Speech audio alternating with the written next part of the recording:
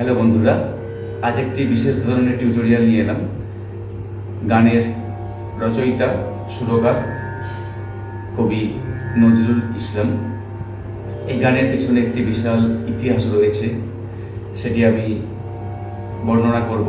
অনেকেই জানেন, আবার অনেকে জানেন না। তো এই গানের সাথে কাহারবা তাল বেজেছে। তো কিছু প্যাটার্ন আমি দেখাবো পবিত্র ঈদ উপলক্ষে। আর এখন রোজার মাস চলছে, সেই উপলক্ষে আমার এই নিবেদন। এই গানের সাথে কাহারবা তাল বেজেছে।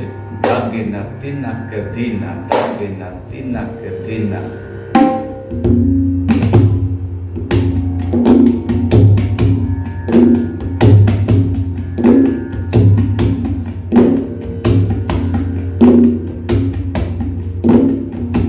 ঈদ মুবারক, ঈদ মুবারক, ঈদ মুবারক, ঈদ মুবারক, ঈদ মুবারক, ঈদ মুবারক, ঈদ। রমজানের এই রোজার শেষে এলো খুশির ঈদ। রমজানের ওই রোজার শেষে এলো খুশির ঈদ। তুই আপনাকে আজ বিলিয়ে দেশম আসমানি তাগিদ। তুই আপনাকে আজ বিলিয়ে দেশম আসমানি তাগিদ। রমজানের ওই রোজার শেষে এলো খুশির ঈদ।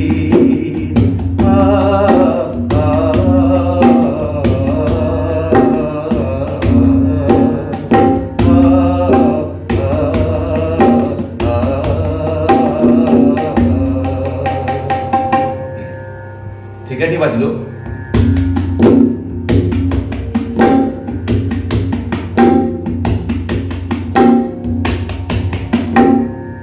ধেতে তে তাং, ধেতে তে ধেতে তে তাং, ধেতে তে তাং, ধেতে তে, ধেতে তে তাং, ধেতে তে, ধেতে তে তাং, ধেতে তে, ধেতে তে তাং, ধেতে তে, ধেতে তে তাং, ধেতে তে।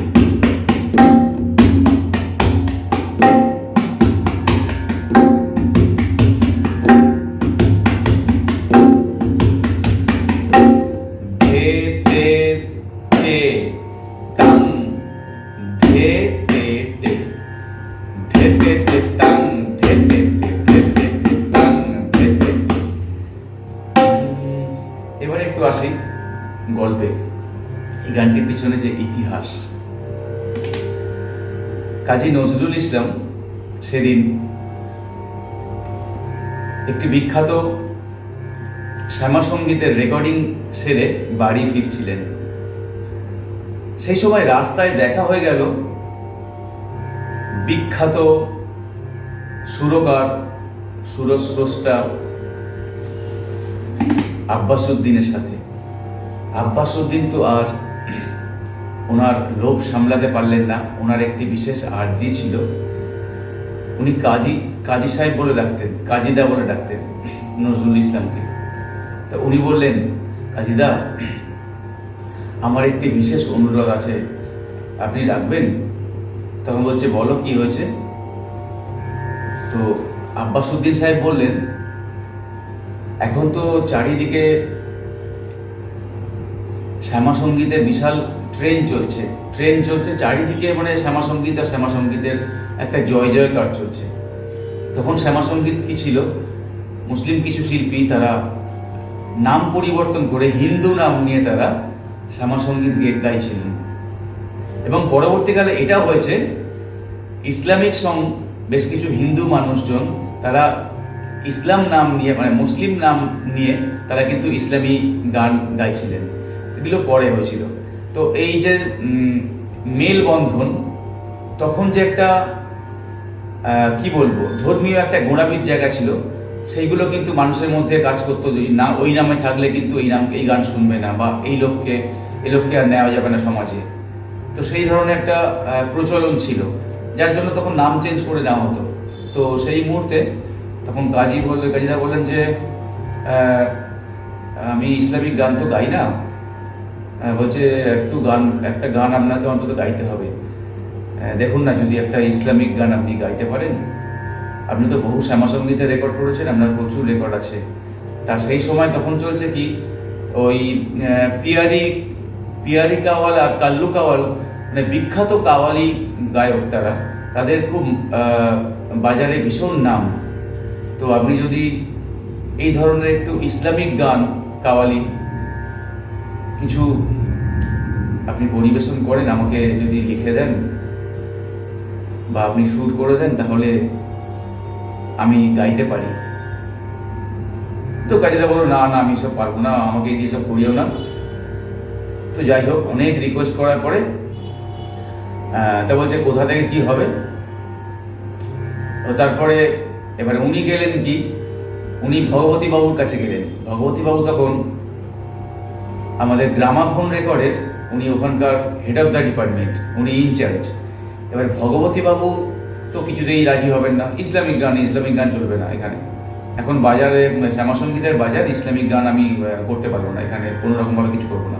বলছে না কাজীদাকে দিয়ে গাওয়ার না, তাহলে না আমি এসব কিছু পারবো না বলে বারবার আব্বাসউদ্দিন জ্বালাতন করতে লাগলেন ভগবতী বাবুকে, বারবার জ্বালাতন করছে, করে করে দিনের পর দিন করতে করতে একদিন উনি খুব ভালো মুডে ছিলেন, ঠিক আছে তাহলে এসো একদিন, তাই হোক নয়,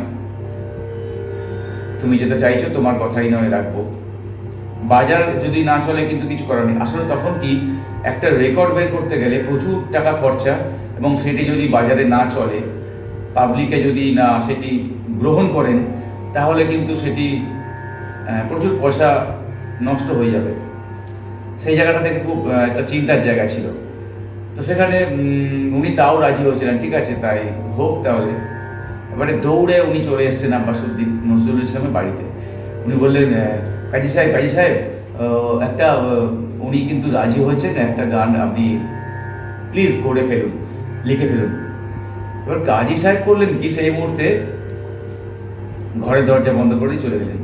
এবারে বাইরে আব্বাসউদ্দিন বসে আছেন, আধা ঘন্টা দরজা বন্ধ, 30 মিনিটস পরে, আধ ঘন্টা পরে কাজী সাহেব বেরিয়ে এলেন। ঠিক আধ ঘন্টা পরে উনি গান পুরো লিখে নিয়ে চলে এলেন, এবং গানটা লিখে নিয়ে এসে ওনাকে ডাকলেন। তারপরে নিজেই হারমোনিয়াম বাজিয়ে উনি কাজী সাহেব গানটি শুট করতে থাকলেন। তো করার পরে সেই গানটি রেকর্ড হলো। রেকর্ড হওয়ার পরে খুব চিন্তার মধ্যে রয়েছেন, ঠিক ঈদের দিন ওই গানটি পাবলিশ হবে, ঈদের দিন, পবিত্র ঈদের দিন গানটি বাজবে, বিভিন্ন জায়গায় বাজবে। খুব মনের মধ্যে একটা আনন্দ আব্বাসউদ্দিনের রয়ে গেছে। তো উনি অফিসে চলে গেছেন, অফিস থেকে ফেরবার সময় উনি ওই গড়ের মাঠের দিকে এসে দেখছেন বিভিন্ন বাচ্চা ছেলেগুলো এবং কিছু ছেলে ওই যে গানটি গাইছে, কাজী সাহেব যে গানটি লিখেছিলেন, অমন রমজানের ওই রোজার শেষে এলো খুশির দিন, দেখি 2-3 জন গাইছে। তারপরে উনি আবার যখন অন্য একটা জায়গায় গেলেন, সেখানেও দেখছে গানটা 2-3 জন ছেলে হু করে গাইছে, গানটি গাইছে। তখন ওনার মধ্যে একটা খুব আনন্দ চলে এলো যে সত্যি গানটা তাহলে বাজারে খুব ভালো করে পাবলিক নিয়েছে। কাজী সাহেবের বাড়ি ছুটে এসছে, তখন কাজী সাহেব ওকে জড়িয়ে ধরে বলছে সত্যি গানটা মানুষের কাছে খুব জনপ্রিয় হয়েছে, প্রচুর রেকর্ড বিক্রি হলো গানটার। তো সেই গানটি হলো আমি যে গানটি আজ আপনাদের দেখানোর চেষ্টা করছি, এই বিখ্যাত গান। তো একটু গল্পের মধ্যে থেকে গেলাম, যাই হোক আমি এবারে পরবর্তী স্তবকে আসছি।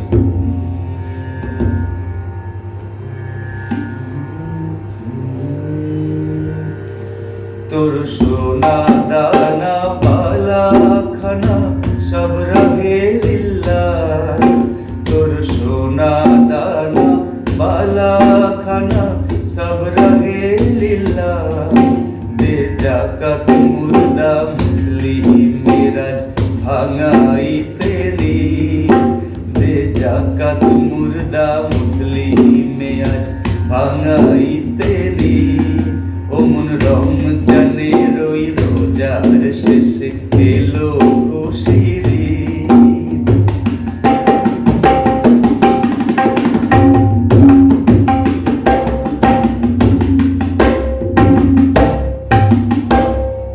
এরকম ধরনের কিছু একটু ঠেকা আপনারা বাজাতে পারবেন। নর্মালি এটা একটি ডাবলি ছন্দই বাজানো ভালো। এই গানটি এমনই একটি গান, এই গানের মধ্যে ভাবটাই হচ্ছে আসল, এখানে ঠেকা বিশেষ প্রধান নয়। তাই আমি বিশেষ কিছু ঠেকা কারুকার্য দেখানোর চেষ্টা করবো না, বা না বাজানোই ভালো। আমি বেশ কিছু রেকর্ড শুনলাম, মানে একেবারে পুরো ব্যান্ডের মতো বাজছে, সমস্ত ইনস্ট্রুমেন্ট বাজছে, একটা কি বলবো, একটু অন্যরকম হয়ে যাচ্ছে। আবার কয়েকজন গেয়েছেন বেশ সুন্দর পরিশীলিতভাবে গেয়েছেন, তো আমি সেই ধরনের ঠেকাটাই বাজানোর চেষ্টা করছি। পরের স্ট্যান্ডার্ড। আজ পড়বি ঈদের নামাজ রে মো, আজ পড়বি ঈদের নামাজ রে মো, সেই ঈদগাহে। আজ পড়বি ঈদের নামাজ রে মো, সেই ঈদগাহে। যে ময়দানে সব গাজী মুসলিম হয়েছে শহীদ, যে ময়দানে সব গাজী মুসলিম হয়েছে শহীদ। ওমন রমজানের ওই রোজার শেষে এলো খুশির ঈদ।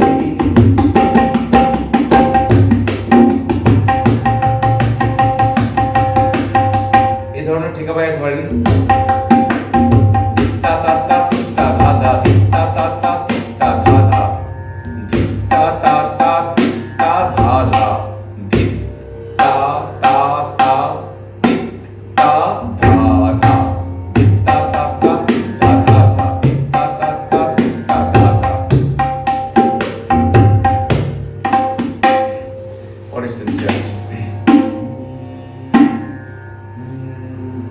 আজ ভুলে যে, আজ ভুলে যা তোর দোস্ত দুশ্মন, হাত মিলাও হাতে। আজ ভুলে যা তোর দোস্ত দুশ্মন, হাত মিলাও হাতে। তোর প্রেম দিয়ে কর বিশ্ব নিখিল, তোর প্রেম দিয়ে কর বিশ্ব নিখিল ইসলামী মুরি। তোর প্রেম দিয়ে কর বিশ্ব নিখিল ইসলামী মুরি।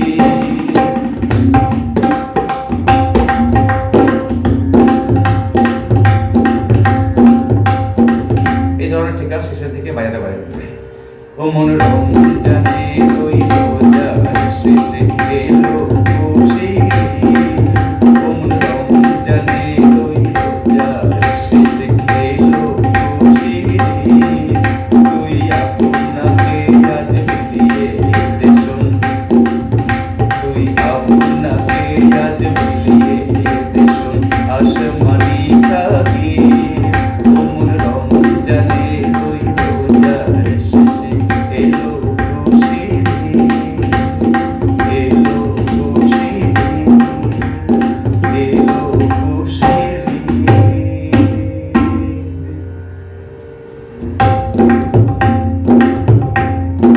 ধা তক ঘেনা, ধা তক ঘেনা, ধা তক ঘেনা, তাই সাথে বায়া। ধা তক ঘেনা, ধা তক ঘেনা, ধা তক ঘেনা, ধা তক ঘেনা, ধা। ধা আতা তক ঘেনা, ধা আতা তক ঘেনা, ধা আতা তক ঘেনা, ধা আতা তক ঘেনা। ও মন রমজানে রোজার শেষে, ধা তক ঘেনা, ধা তক ঘেনা, ধা তক ঘেনা। ও মন রমজানে ওই রোজার শেষে এলো খুশির ঈদ, এলো খুশির ঈদ, এলো খুশির ঈদ। ধা ধা ধা। তো যাই হোক, জানি না কতটুকু আমি দেখাতে পারলাম। এটি একটি পবিত্র গান রমজান মাসের এবং ঈদ উপলক্ষে, তাই আমার আজ এই নিবেদন ছিল। ভুল ভ্রান্তি অবশ্যই মার্জনা করবেন, কারণ আমি এই ধরনের গানে ঠিক অভ্যস্ত নই। হয়তো কথা বা কিছু গণ্ডগোল হতে পারে। আবারও মাপ চেয়ে নিচ্ছি, কারণ এটি আমার তবলা টিউটোরিয়াল, হয়তো কোথাও ভুল হতে পারে, কিন্তু তবলার বোলবাণীগুলি কিন্তু আমি সবই লিখে দেব, ভালো করে আপনারা এগুলি বাজাবেন। আজ এই পর্যন্ত, আগামীকাল আবার দেখা হবে ঠিক সন্ধ্যে 6টা থেকে 7টা।